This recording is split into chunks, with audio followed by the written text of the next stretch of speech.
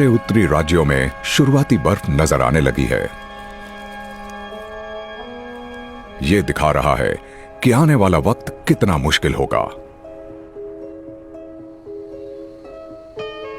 यहां तक कि दक्षिण में आर्कटिक की ठंडी हवा गुनगुनी झीलों और नदियों से मिलती है और पानी पर धुआं पैदा कर देती है।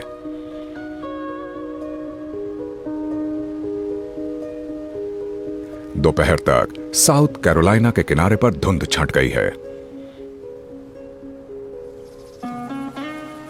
दिसंबर का महीना शुरू ही हुआ है, पर पतझड़ की शुरुआत के बाद से तापमान 10 डिग्री से नीचे गिर गया है। नन्हे एलिगेटर, जो अब तकरीबन 2 महीने के हैं, अब बाहर निकलने को बेताब हैं।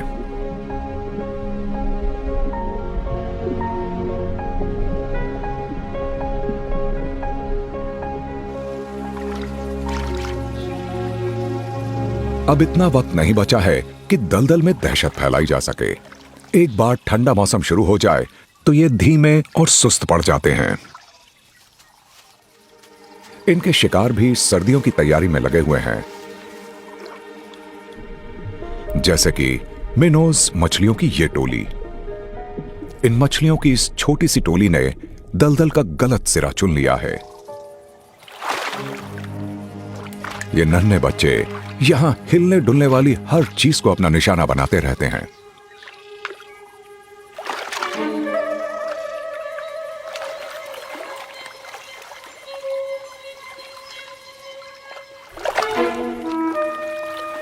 आकार में छोटे लेकिन दबंगई में बड़े ये घड़ियाल हफ्ते में 3 बार दावत उड़ाने निकलते हैं और एक बार में अपने वजन के 1/4 जितना खाना खा लेते हैं।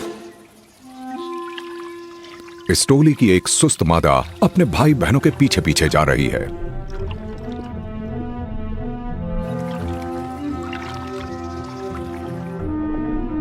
इसने एलिगेटर्स के एक जानी पहचानी तरकीब अपनाई है। ये खुद को लकड़ी के एक लट्ठे जैसा बना लेती है।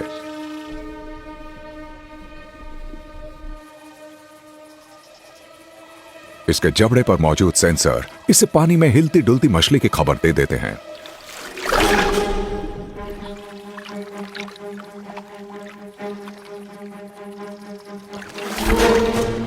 एक खूंखार शिकारी बनना जितना आसान दिखता है, उतना है नहीं।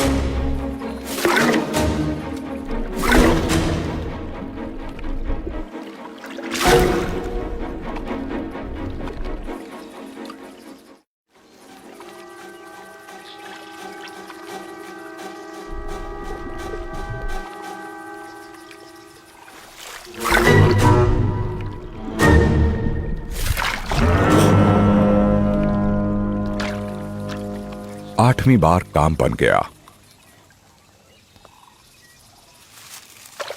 ये नन्हे शिकारी आने वाले कुछ और हफ्तों तक घात लगाते रहेंगे और जब सर्दियां आ जाएंगी तो ये अपनी मां की गुफा में चले जाएंगे और गर्म दिन आने का इंतजार करेंगे, जब इनकी भूख और फुर्ती लौट आएगी।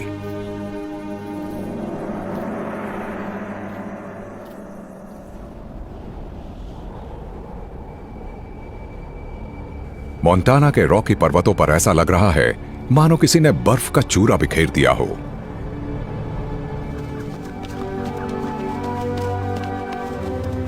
इस ऊंचे इलाके में बड़े सींगों वाली भेड़ों का यह आखिरी झुंड लौट रहा है। एल्पाइन इलाके में इनकी घास खत्म हो गई है। ये झुंड सैकड़ों मीटर नीचे आ रहा है, उन चरागाहों में जहां ये पूरी सर्दियां चर सकते हैं।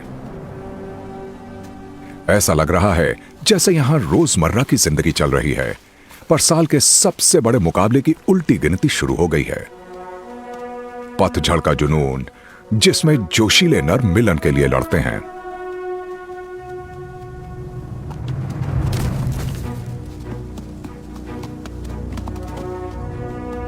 अब तो ये लड़ाई के लिए एकदम तैयार हैं। गर्म महीनों में इन्होंने पोषक घास खाकर अपना वजन बढ़ा लिया है।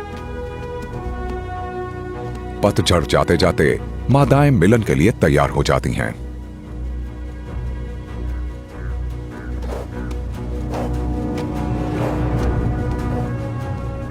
ये नर ज्यादा से ज्यादा मादाओं से मिलन के लिए तैयार है।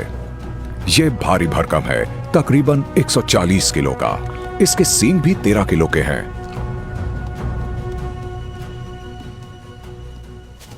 ये झाड़ियों में अपना सींग घिस रहा है ताकि सारे नर जान जाएं कि ये लड़ाई के लिए तैयार है।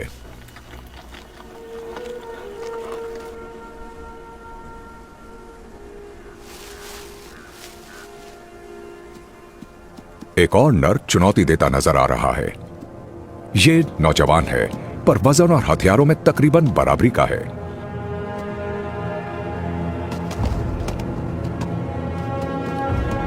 बुजुर्ग नर सीधे ही उस पर हमला करने के लिए बढ़ रहा है।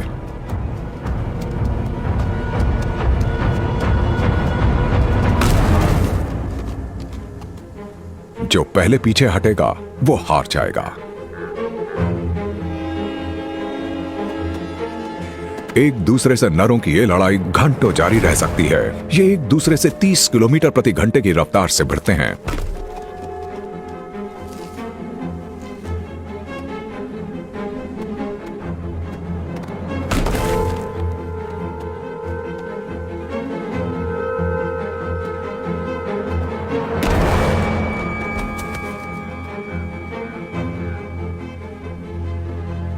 नौजवान इस लड़ाई में हार गया है और उसे पीछे हटना पड़ता है।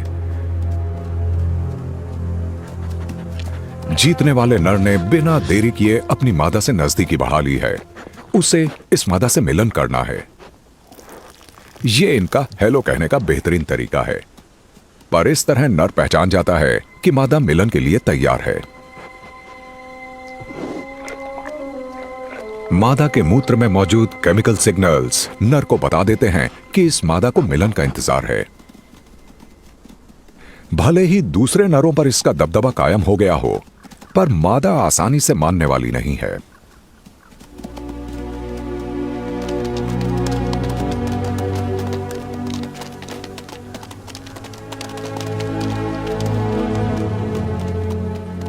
शायद इसे अकेलापन चाहिए।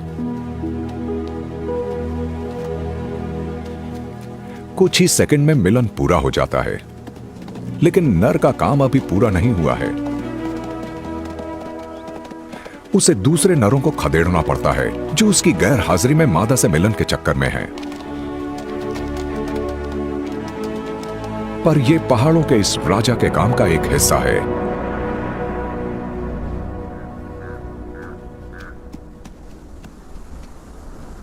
इसका बच्चा अगले साल वसंत में पैदा होगा, बहुत सारे दूसरे बछड़ों के साथ।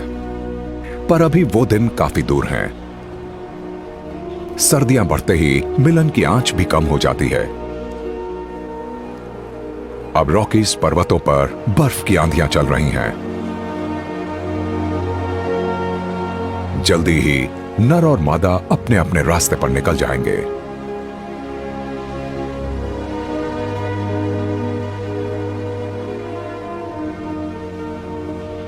पतझड़ का मौसम अब खत्म हो रहा है। अब ये झुंड छिपकर वसंत का लंबा इंतजार करेगा।